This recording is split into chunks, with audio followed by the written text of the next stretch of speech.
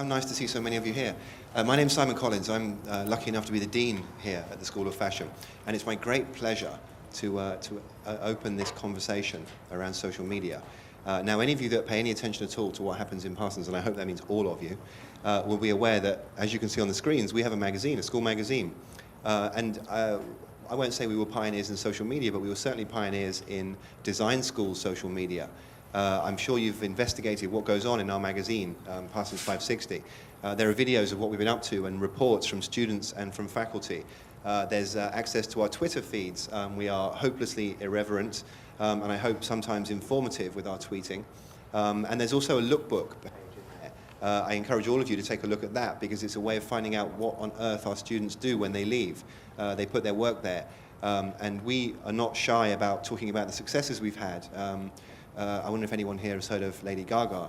She is wearing clothes designed by one of our students, and the stylist found that student through our lookbook. So we feel like we're batting above our weight with All Together magazine. Anyway, we're here to celebrate 2 years of that. Gretchen, Harnick, one of our professors, was very instrumental in setting that up, and she's been the editor of it for some while now.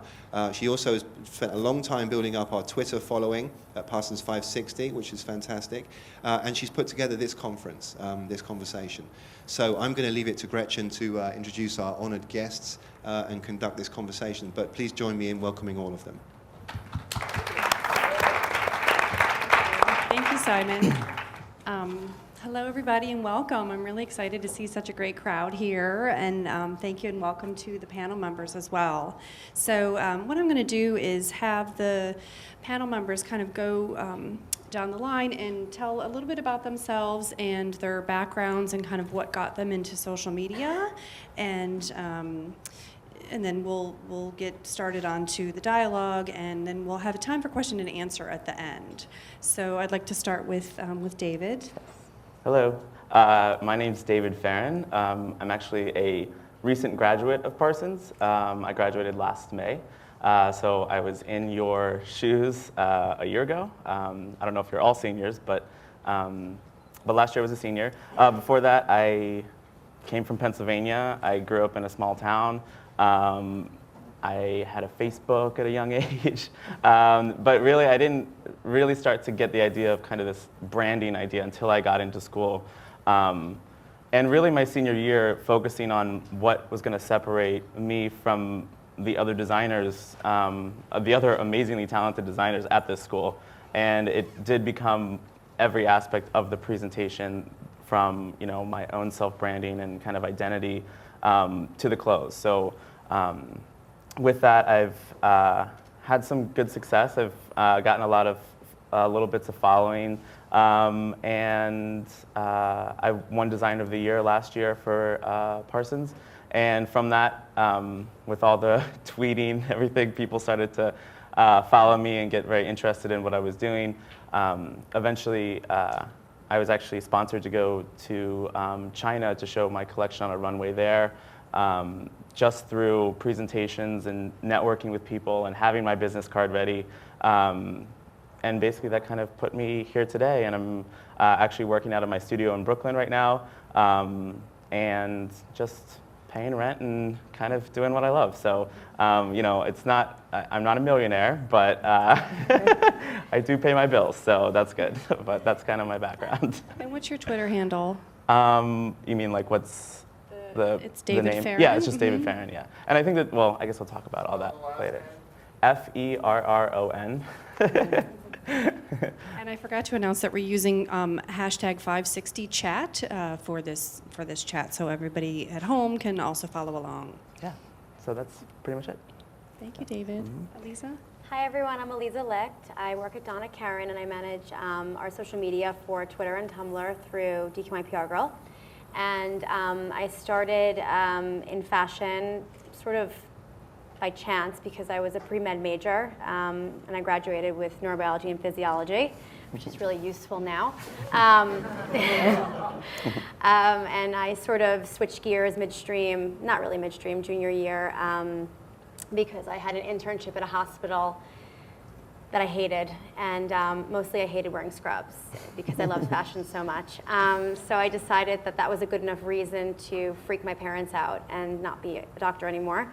And I decided to try and get an internship in the magazine industry because growing up I did wallpaper my room with every, Carlene Surf spread that she's ever done. If you know who she is, that's great. If you don't, look her up. Carlene Surf did Jude Seal. So basically ended up having a Harper's Bazaar internship in accessories and worked really hard there. Eventually moved over to Marie Claire in accessories, did that for 2 years. And then the job market at that time was very, very limited. So because I spoke to PR people all day long, I figured it doesn't look that hard, I can do that. So I ended up getting a job at DKNY back in '98. And I've been there ever since. And I manage PR globally for Donna, Karan, and DKNY. Classic PR, if you will, celebrity dressing, runway shows, editorial. And then back in 2009, we were like, maybe we should try our hand in social because, it was sort of upcoming. We were one of the first brands in the fashion industry to really sort of take the plunge. And we started with Twitter. DKNY PR Girl was sort of my view as not wanting to pretend to be Donna Karan, but yet wanting to show the world what goes on at Donna Karan. So I thought it was a good lens to work through. And, sort of that's where we are now. And I think this is a great, great idea for a chat because I think we all know how influential social media is in networking alone. So I'm really happy to be here. Susan?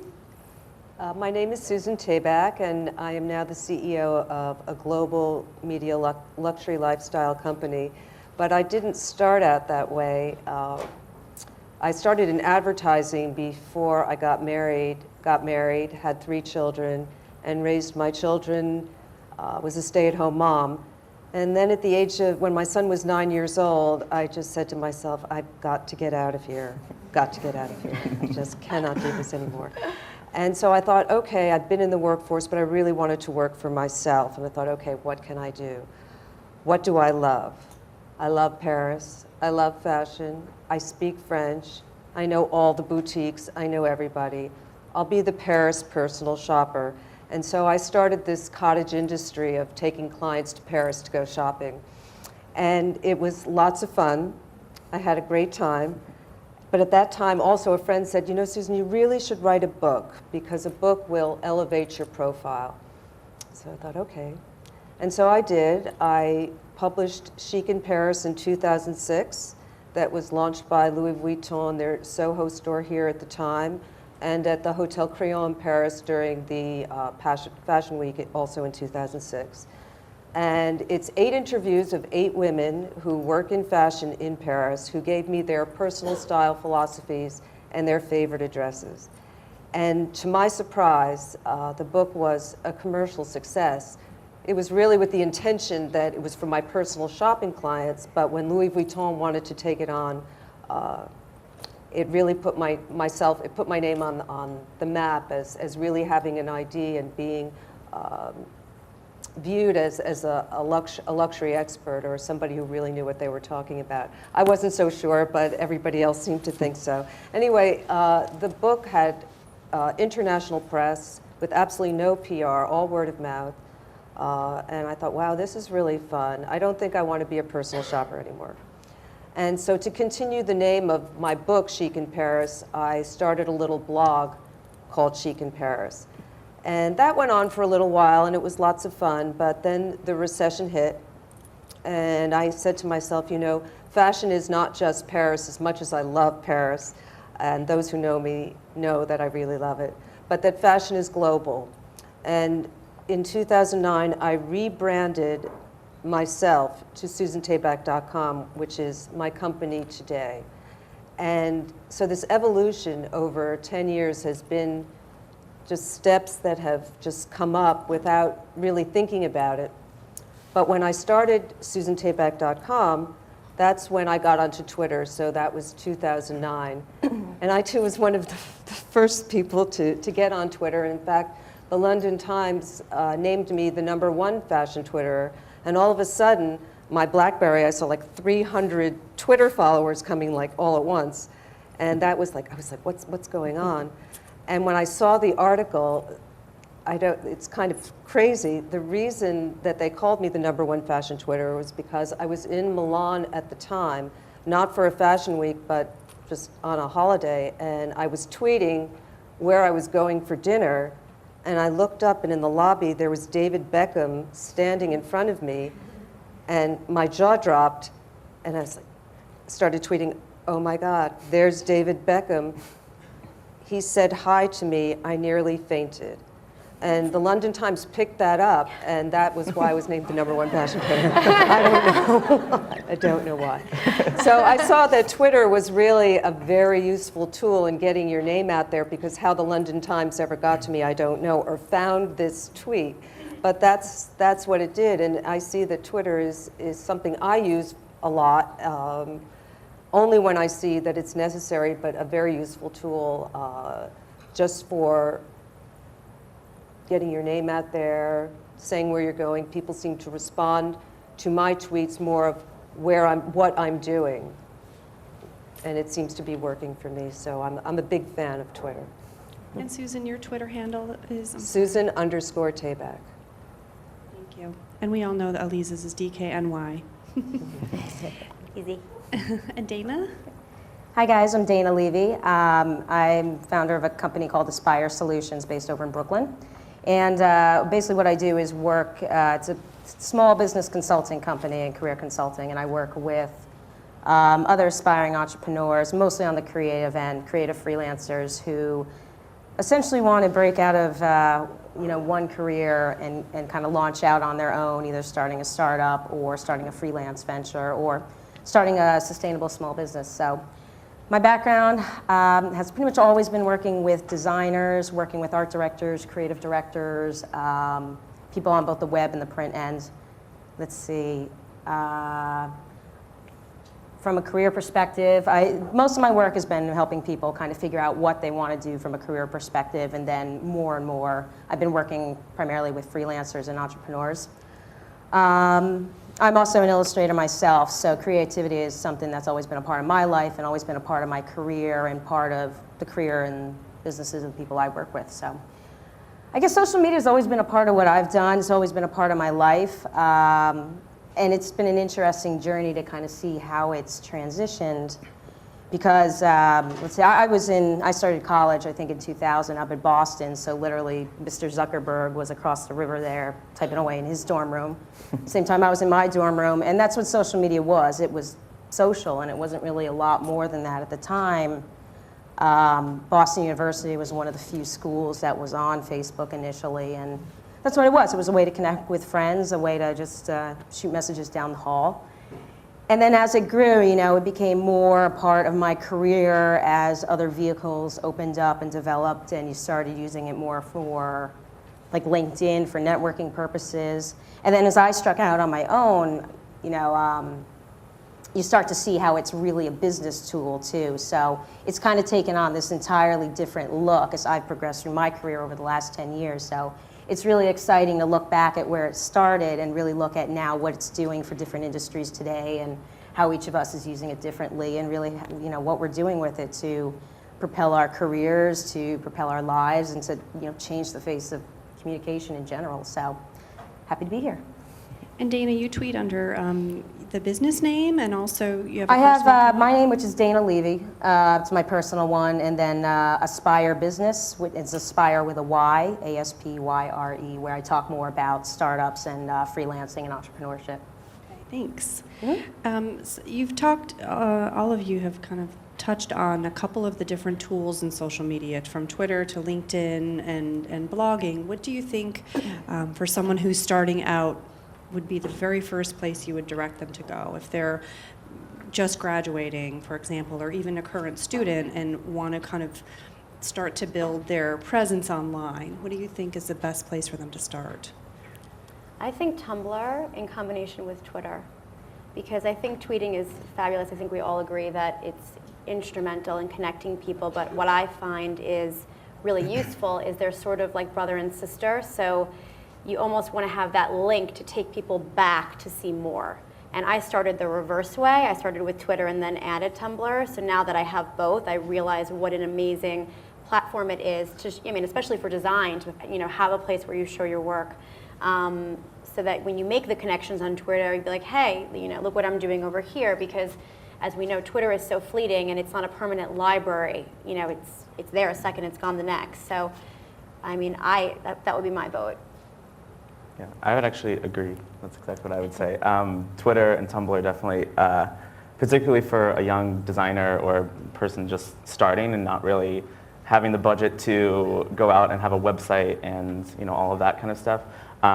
For me, Tumblr has been a portfolio and an ongoing building of my own work and kind of presence online. So it's something that I can always send in an email, with an attachment or two, and then show this is my more extensive portfolio. So for me, it's been a working portfolio. But one of the things I would definitely say is I've always kept personal and my public things very different. So I have one Tumblr that's just my personal stuff that I put up, the cats meowing and people doing stupid stuff. And then the other one is very professional, and I make sure I edit very well, and also not giving too much to everyone. You want to keep something for the actual interview. So if you are at that point where you're looking for a job, make sure it's not all on the internet, because you don't really want someone to go there. You want to give them a taste that you can send them, instead of bombarding them with everything and not really having anything new to show in the interview. So that's. And so does your cat blog have your name associated with it, or is it a No, random, it's a random, anonymous? yeah. Okay, that's great. My cat blog It will forever be your cat blog now. is called The Bolt and the Barnacle, and that's just a personal thing that I came up with. And then my Tumblr is just David Ferran. So, that's my portfolio. So it's very different. Not even my name is in the Tumblr. That is my personal. So, yeah. I think LinkedIn, Twitter, and blogging, if you want to add blogging to that, are really important. When you're starting out in your career, one of the challenges is definitely that you're trying to build visibility within your field, and you're also trying to build contacts, networking contacts, which is going to be huge throughout your entire career. And some of the quickest ways to do that are through those networks, definitely through Twitter, by connecting with the right people in the industry and keeping up on what's going on. LinkedIn is great with the groups functionality. And blogging does so much, bringing traffic, bringing people who want to comment and take an interest in what you have to say, taking an interest in other people's blogs and commenting.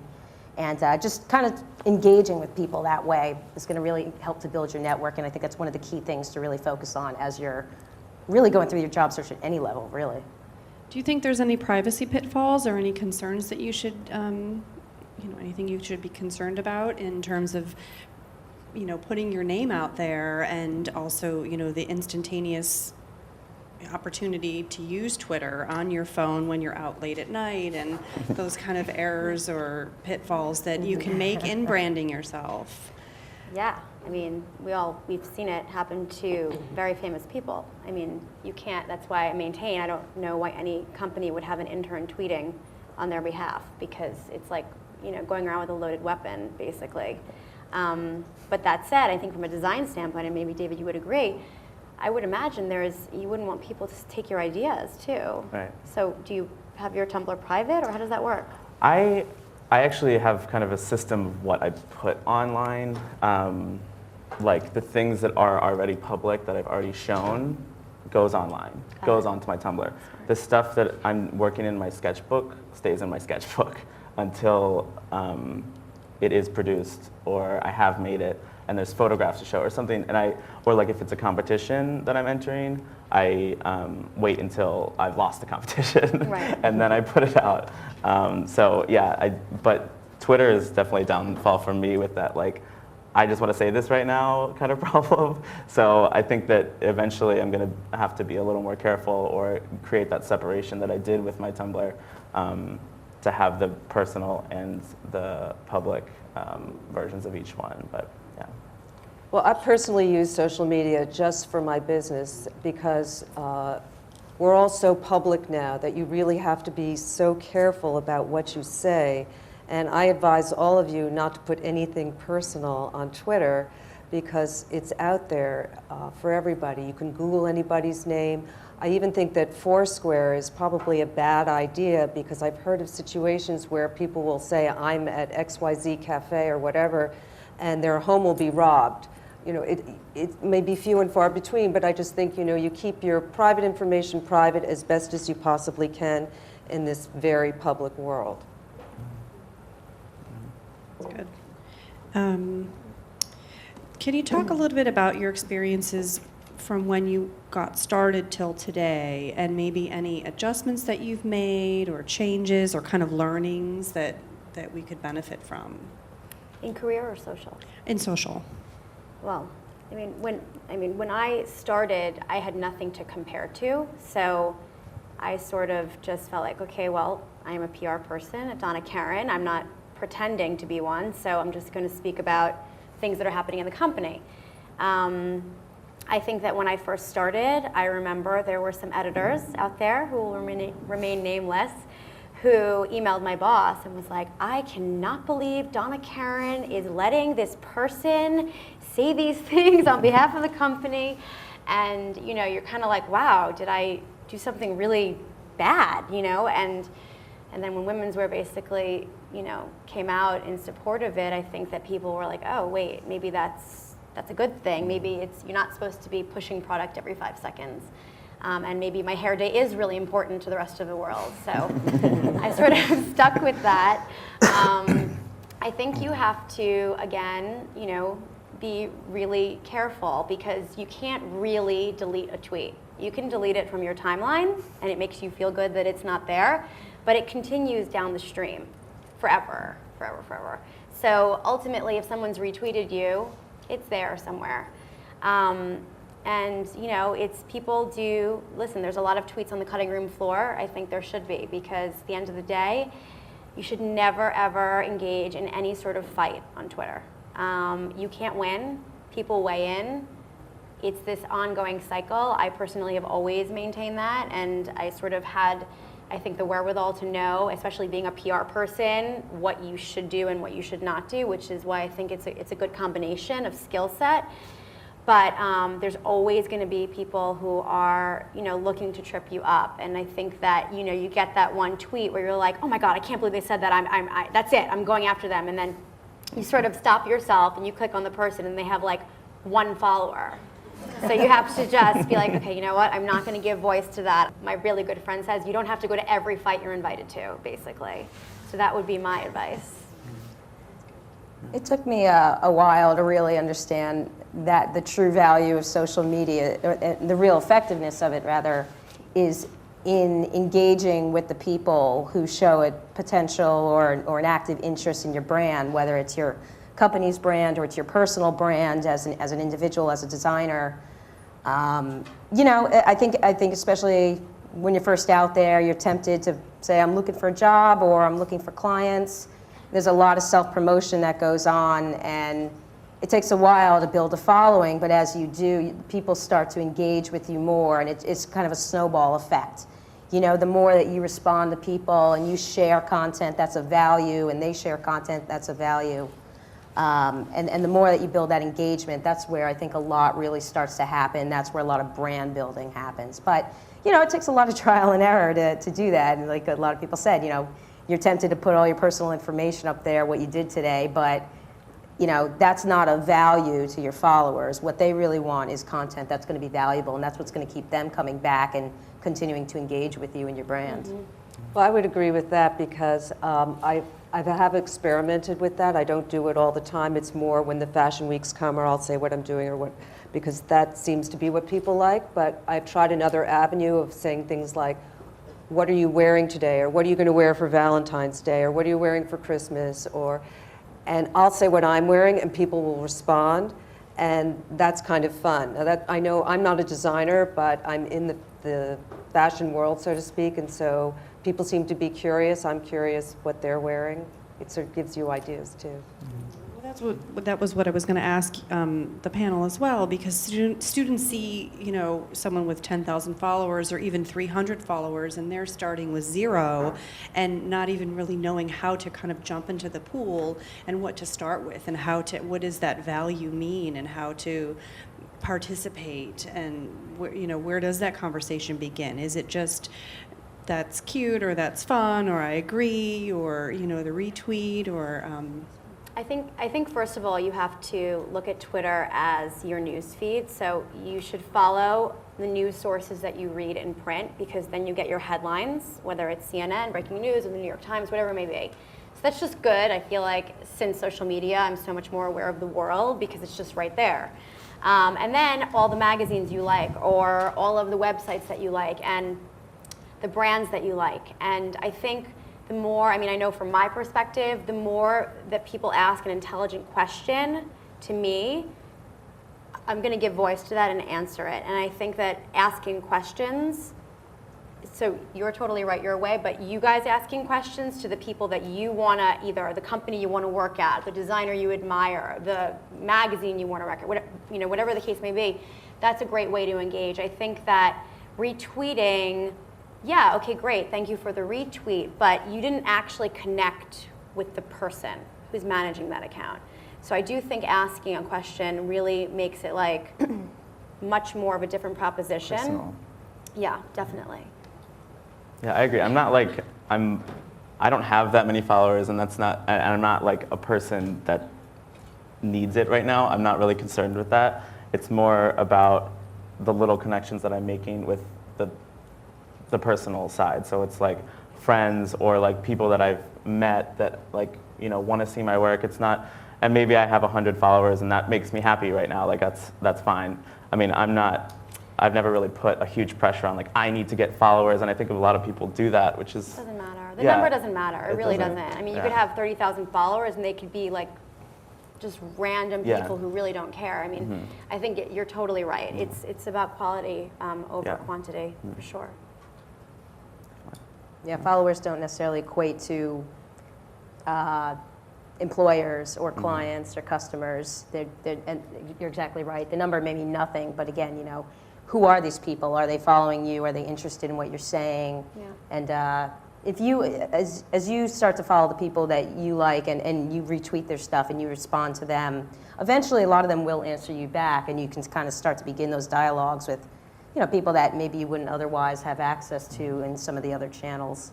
Well, it's like the Follow Friday that now is becoming Follow Monday and Happy Wednesday, which gets a little bit much. But I do like the Follow Friday, and that way you can choose the people that you really, the tweeters that you really like, and maybe they'll follow you back. But again, it's very authentic. It's not like just trying to get other followers. But I find that useful too. Yeah. And I always follow my team wherever they go. And so it's good to hear that you're all using it for networking as well. And I think that's what a lot of the students want to understand. How can I use social marketing or social networking for, the job opportunities, for internships, if I am interested in Donna Karan or any other kind of brand, or even, companies around the world, how can I finesse a conversation, or how can I build that relationship online? Well, I'll give you a perfect example. There was a girl in Texas. Maybe you guys follow her. Her name is Miss Jenna B. I didn't know her. She had a blog on Tumblr. She did a post of who wore it better, DQI PR girl or J-Lo. And it was the sketch and J-Lo. And the sketch totally wore it better, by the way.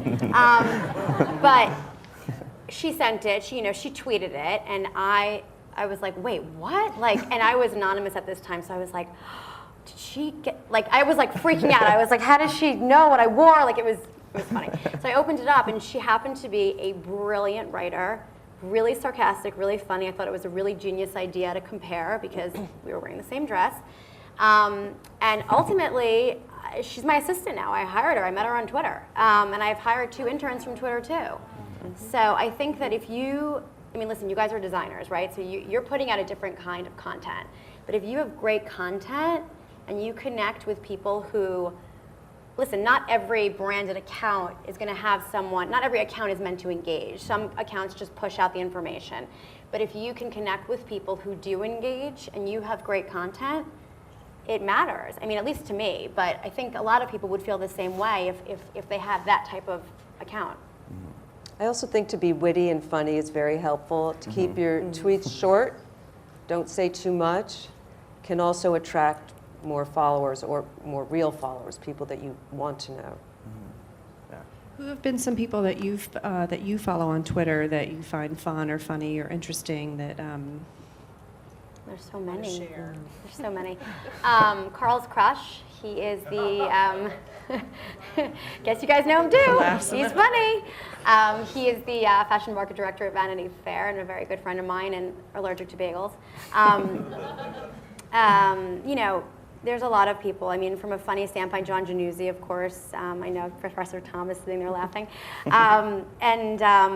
You know, I think in general, I mean, there's just great bloggers out there like Bag Snob, who I have a great relationship with. And there's, you know, again, when you're putting out content, my opinion only, of course, but it really shouldn't just be about you. You know, it's like, okay, that's really boring, and a lot of people tend to get very narcissistic on Twitter or their blogs. How many pictures can you look at of somebody in their outfit in front of a mirror? I mean, to me, that's very tedious.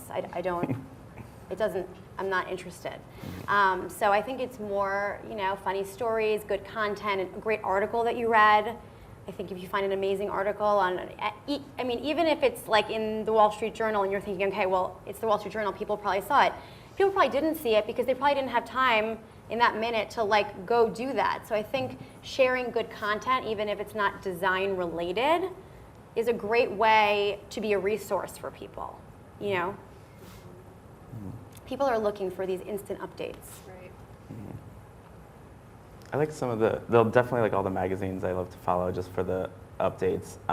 But I like following some comedians and just because it's like fun to hear what they have to say on their daily basis. But particularly my cousin, Shannon Hatch, is a lot of fun.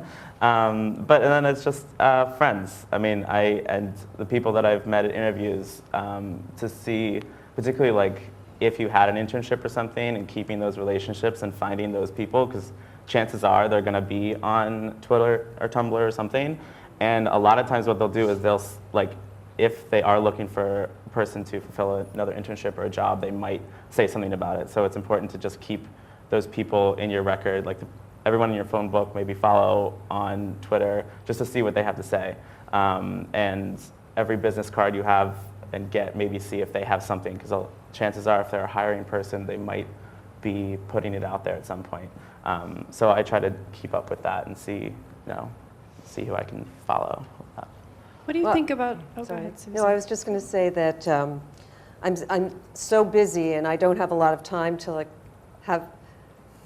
look for fun tweets with fun Twitters, which would be like comic relief, except for my daughter, who has the funniest blog in the whole world. It's called glittertherapyblogspot.com, so check it out. But she's hysterical, and when she'll call me at 3 o'clock in the morning when I've been working like till the wee hours, she'll say, "Mom, if you want to laugh, read my blog." So I follow my daughter. And outside of that, I was just going to say it's like very straight and narrow. I was just going to add that you should really make use also of hashtags, hashtag searches. So a lot of people will do hashtag job hunt, job 101, and I think if you keep up on the hashtag and you search those, you can really sort of jump into conversations that are relevant to you at that minute. Dana, do you participate in any of the tweet chats for interns or job chats or anything like that? Yeah, I do. There's a couple. There's Job Hunt chat. There's Intern Pro chat. They're both, I believe, run by the folks at a .com called U-Turn, YOUTERN. And those are great. There's a they have their 6 or 7 questions during the chat, and everybody kind of weighs in, gives their feedback. But it's very geared towards, job search and career development best practices and internship best practices, kind of across all different industries. There's a few others that I follow in terms of like personal finance and creative and entrepreneurship, but Those in particular I find interesting and really, really good sources of information for job seekers. Now, I Just know, one other thing, though. I just, in terms of looking for a job, is that I know that this is all about social media, but social media just isn't the only way to look for a job. That I think you have to explore every opportunity, and that means networking, meeting people at parties. I think it's Craigslist. I think it's, all the social media, but I think it's talking to your friends, talking to your teachers, really getting yourself out there on every level. It's not just social media, it's not enough. It's a great tool, but you have to do everything. Susan brings up a really good point, which is the exploratory interview, because you get shut down so many times, we're not looking. A lot of companies, if you bring it up and you say to the HR person, is there a possibility for an exploratory interview with someone in design or whatever, I guarantee you they'll say yes, just so you can meet the person. I think it's really helpful. that's what I was going to say before, that, I know we all are big proponents of using social media, but I don't necessarily think that everyone needs to have a social media brand. I don't know how you all feel about that, but I think it's particular towards each person. Like if you are a designer or a person that wants to start a brand eventually down the road, like that's why I have the couple little things that I do that are just little tidbits of my own information about myself, and then I keep the other stuff separate. So if you see yourself having a brand of your own, then start branding yourself, because that's what you have to start thinking about really what you want to be in the long run, and it might change over 5-10 years or something. But for me, it's been about developing my own idea of what kind of like my website will kind of have in it, and like what the photo shoots are kind of going to be like. So kind of starting to get the idea of my brand out. So I don't think everyone has to brand themselves if you don't have the intention of having a brand someday. I mean, I think, for a lot of people, it is just fun. Like, I mean, it is, for a lot of people, it's not a career to be in social media. So, you don't have to take it so seriously all the time. and that's how all of our big bloggers got started. They were Right. bored on the day job and started blogging at night because they were really passionate about fashion and creative. That was their creative outlet. And it, eventually took over the day job, and now is what they do on a regular basis. Yeah. I think it's important to realize that branding and social media aren't synonymous per se. I mean, a brand, in my mind, social media is a vehicle for promoting your brand, growing your brand, again, whether you're an individual, a business, whatever. But to me, branding is about, especially as a job seeker, it's about how you position yourself. Okay, here's what you can do, here's where you graduated from, here are your artistic skills, but what makes you different from somebody else with a similar background or a similar degree, and it's really about presenting those aspects that differentiate you, and I think that's what makes your brand. It's really the personality of you, what is unique about you, and ultimately that's how you're going to stand out among your competition. And again, social media is a great way to push that brand, but there's obviously other ways to do it offline too. I think you could also create the brand, though, through social. Like if you are a person, I think that you can create a brand through social. And I think, honestly, I have to say, in this day and age, there's so many different uses for it, whether it is promoting your brand, making a brand, networking. I think that it's something that everyone should be a part of in some way or another. Twitter being the forefront of, even more so, I think, than Facebook, but I'm biased. Well, it's easy. I think Twitter's so easy. I mean, Facebook's pretty easy Yeah, too. Facebook's pretty easy too. It's getting much more confusing these days. I don't know what's going on with that new layout. I don't like the timeline. Well, I think I'd like to ask for questions from the audience as well. So we've got maybe about 10 or 15 minutes. So there's a microphone in the center, and I don't know if Stephanie, do you want to kind of walk around the room and see if there are any questions?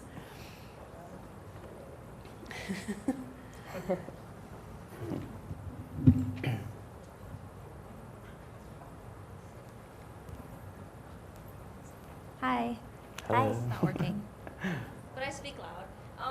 We spoke a lot about Twitter and Tumblr and Facebook, and just recently with all of the Pinterest news coming up, How do you guys feel that's going to contribute to, you know, new graduates and even established designers using that as a, you know, digital portfolio and getting the work out there that way?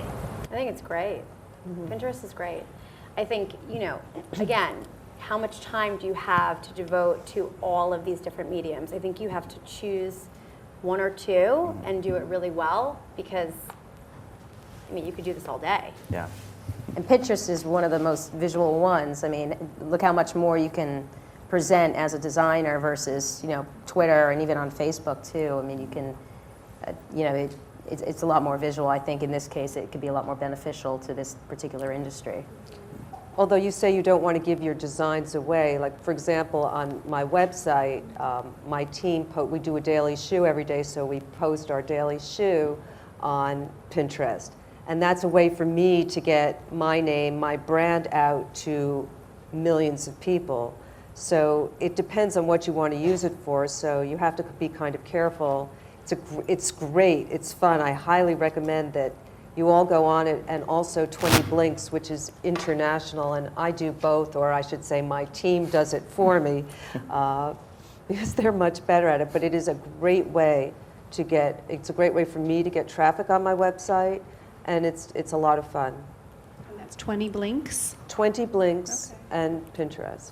I think it's also really beneficial because you guys are so young, and just knowing these things are going to be huge for when you do go in for those interviews and actually trying to get a job, because, you know, people that haven't used these things have to go then learn them, you know, while they're in their job. So for you, if you're going in as an intern or a freelance and you know it and you can explain it to people and like you're up on the times with all this stuff. I personally have never used Pinterest, so something that I've been meaning to check off my list too. But you know, that could be something that your graduating class would have above me getting a job. You know, it's just something that's you know, in a year something can change so quickly. So even if you just start familiarizing yourself with these new things that come out each year, it's definitely beneficial to look into them. So yeah. One of the questions I have is regarding video.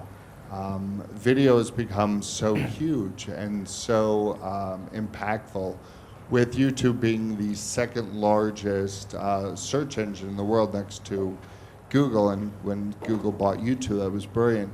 How do you all think video will play a stronger role within each of your or social media as a whole?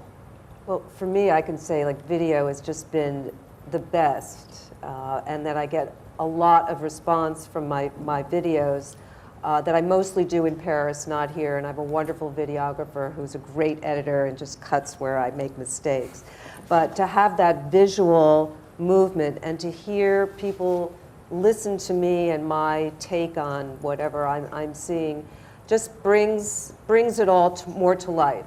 And I see that being super important. And then I tweet my videos so all my followers can see them. And I put them on Facebook as well. But if you go to my site, you can see everything. Yeah, it's all, I mean, it's, you know, content is king, right? I mean, you can't have enough, but keep them short. People have really short attention spans. Yeah, I think video is really important, but my whole thing is I'm constantly bored by fashion videos because it's usually the same thing every time. You know, some nice music and a model. So I mean, I think for me, it's like if I was going to make a video, which I do plan to use, but it's really about being creative about that process and going back to really what you're trying to put across. Is it really just a model with your clothes on, or is it something else? Does it actually say something as a designer and artist, which is what I will be doing with my videos eventually, instead of just the simple thing. So yeah, I think it's important, definitely. Hi, I have a question about the legality issues of posting pictures online. Like, let's say you're a blogger, you find some cool pictures on, say, style.com or something. Where do you know, is it just really kumbaya, like you can just post what you find, like Pinterest, or do you need to get permission? I mean, it's really hard just like as a blogger, because if you get successful, you know, people might come after you if you take their picture and you don't have like a release or anything. Do you know like anything where you can? With regard to Tumblr, and it's a great question, and it's an important question. There's a source box, And, you know, it's sort of like the wild, wild west right now, and it's sort of like, you know, reblogging in the Tumblr world, as long as you're giving credit and copyright to whomever you took it from, is sort of okay. I think when you start getting into, you know, photographer rights and things like that, I think for your own personal blog, you're probably fine, but, you know, it depends. I mean, it depends in the space that you are. Tumblr, everyone reblogs everybody, and it's all good, you know, but when you start using the pictures for different purposes, yeah, I mean, I buy my pictures. When we dress a celebrity on the red carpet, I buy those pictures and I license them. Well, I have my own photography, but I do use style.com sometimes if I can't get my photographer to take the photos. And I always give credit where credit is due, but I think that on the internet, I know my photos have been taken by other sites and I have not been given credit, and I don't think there's anything you can do about that at the moment. Just the way it is. Hi.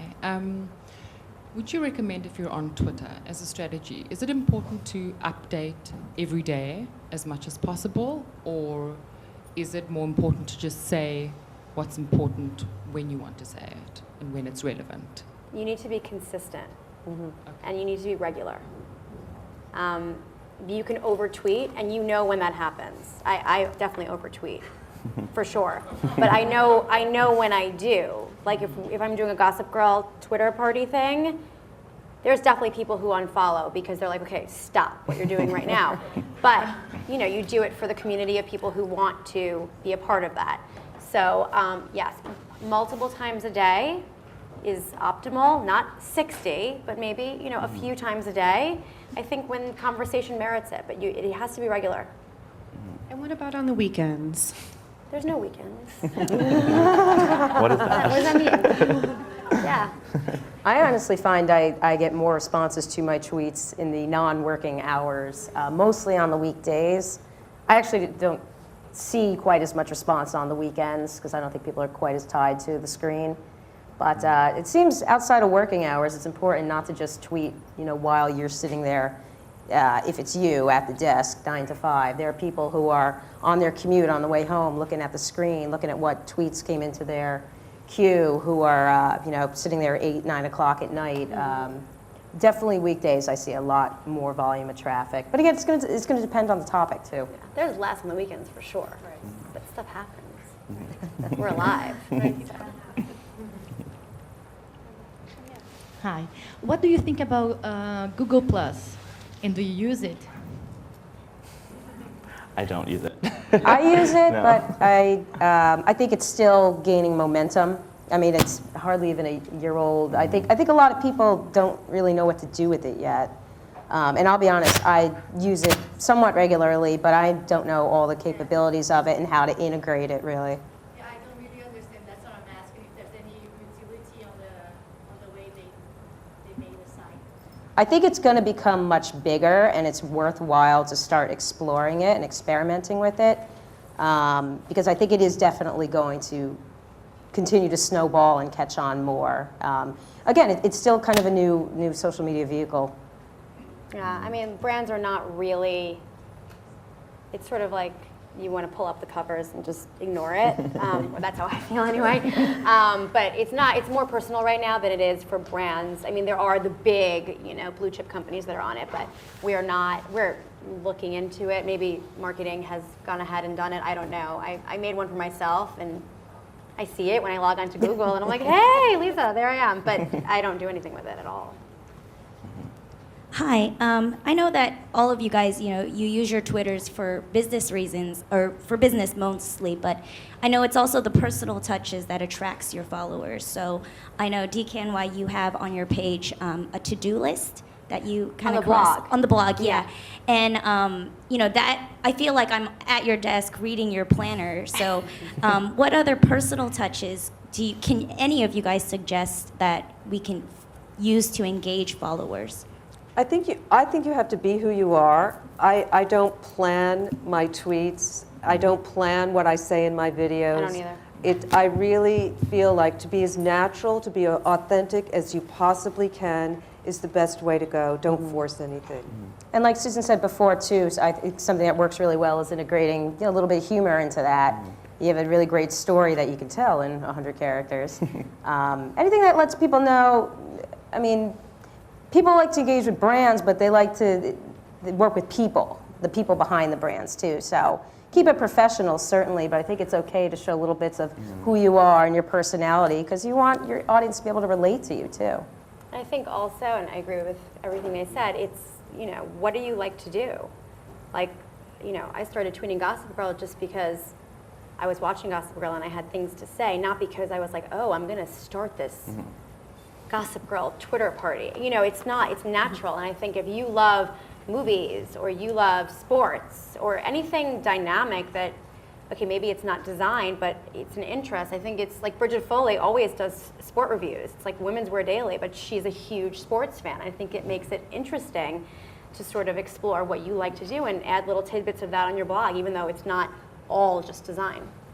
Yeah, I think that the greatest thing is that it is such a connection with one person. Like, you are following, like, we're all following you. So it's like we all want to see what you really have to say, which is really important, and that's how this kind of whole thing works. It is a personal connection, which is, when you think of DKNY, you think of like this huge company that you'll never be able to talk to anyone about it. And then, but with Twitter and the blog, it's like we're talking to one person, and it's much more personal. So I think that, yeah, I agree with everyone. Be yourself. I mean, yeah. By the way, if you think that's my whole to-do list, I wish. I have a question. I'm in the digital media business, and I'm here on behalf. Oh, there. Okay. I'm sorry. I'm here on behalf of a client who's a handbag manufacturer in Manhattan, trading under the name clutchbags.com.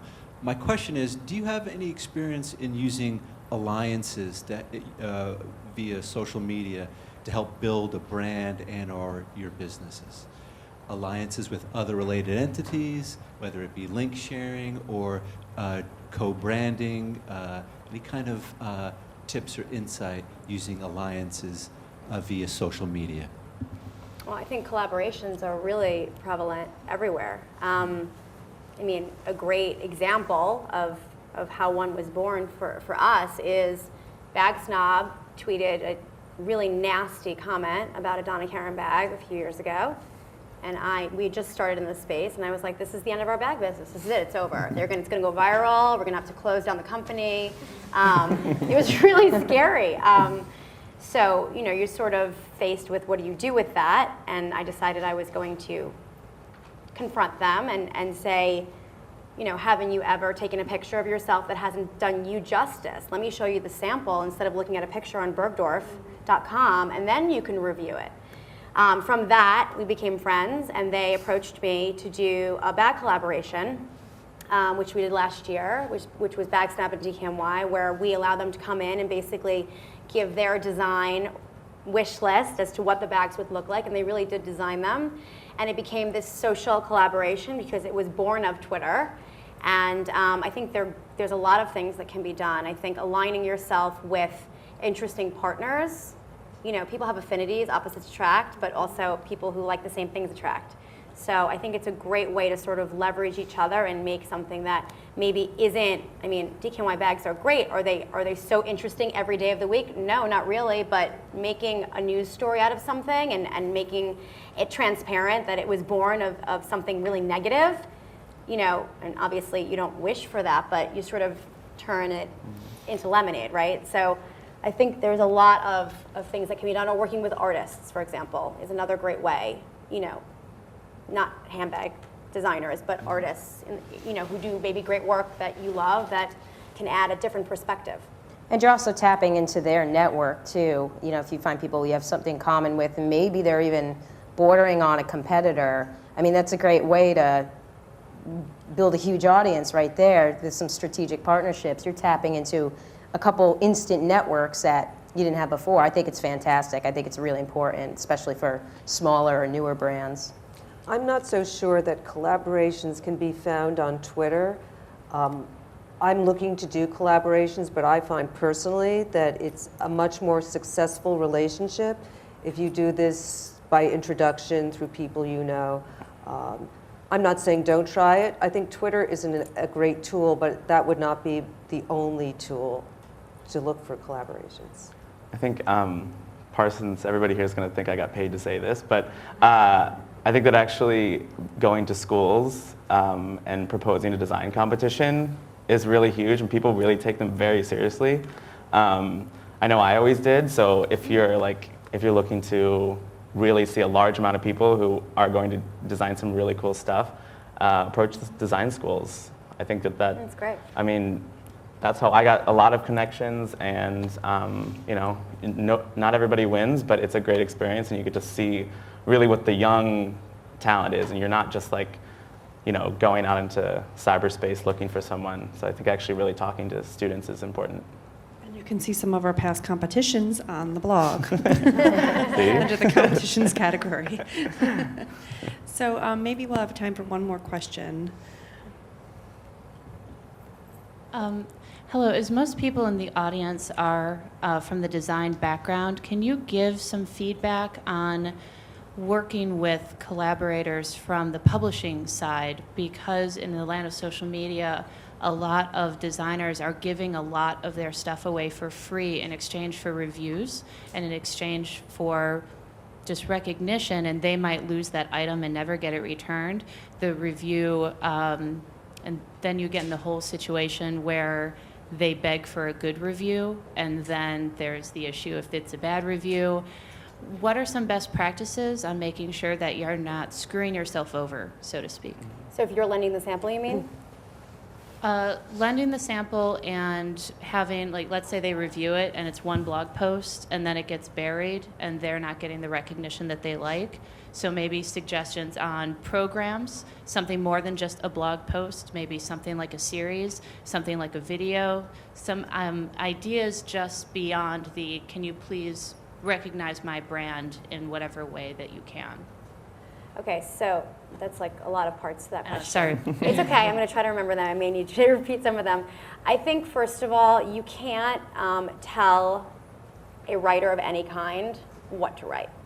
So if you are going to put your designs out there, you leave it open for critique, good, bad, and different.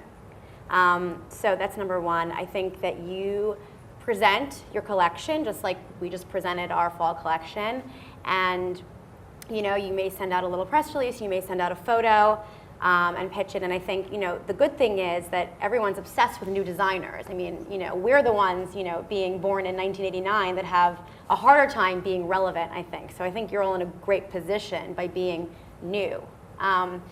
So first of all, I wouldn't send product until you're asked to send product. I think that most of these blogs use pickup art.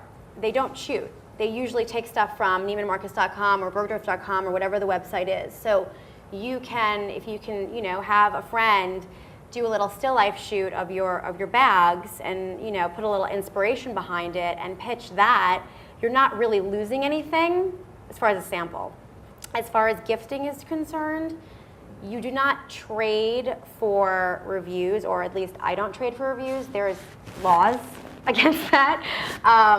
And it's very clear that if a blogger accepts a gift and writes a review, they have to say that they were gifted for that.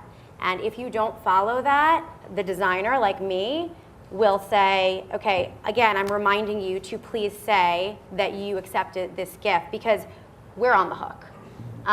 So it's a really, really important, serious conversation. And I think that most professional bloggers really respect that, and they know that the brand is liable. I mean, they are too, but somehow the big companies get left with it. And then besides that, I think that if you do a pitch and they don't bite, you can't push it. I mean, I think you have to realize that people, not everyone is going to post something they get. They get pitches all day long. Another great thing to do is to do desk sides, where you can take your collection around to different editors, set up appointments, and just go to them and say, I'd love to show you my collection. Can I come to your desk? It's no sweat up their back. They don't have to go anywhere except open the front door to their office. Did I answer everything that you said? Yeah, no. Okay. Sorry, I'm a publisher, so Oh, okay. I get that all the Got it. Okay. So did I? Okay. So did I? Okay. Thank you. All right, well, I'd like to say thank you once again to the panel members for coming in. You guys were amazing. Thank you so much. Thank you guys for having us. Yes, and thank you to everybody for coming. I want to give a particular special thank you to Eric Freer and Stephanie Kornblum, who are my 2 research assistants who've been working tirelessly. And there's a little card that is on your chair. And so this is just kind of the first in our weekly tweet chats. So every Tuesday from here until the end of the semester at least, we plan on having similar conversations with guest hosts, faculty members as hosting, alumni hosting from 12 noon to 1 o'clock on Tuesdays. So I hope you tune in to 560 Chat. And thank you very much. Thank you. Thank you.